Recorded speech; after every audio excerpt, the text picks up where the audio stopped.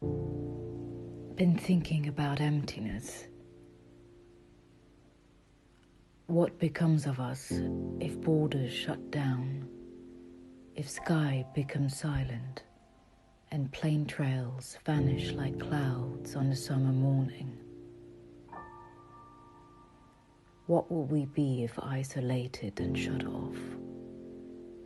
What if fear and disease lock doors and put chain on gate?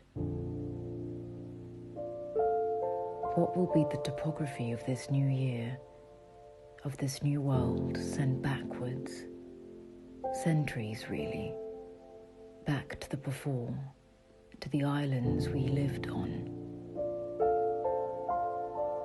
We must heal from this.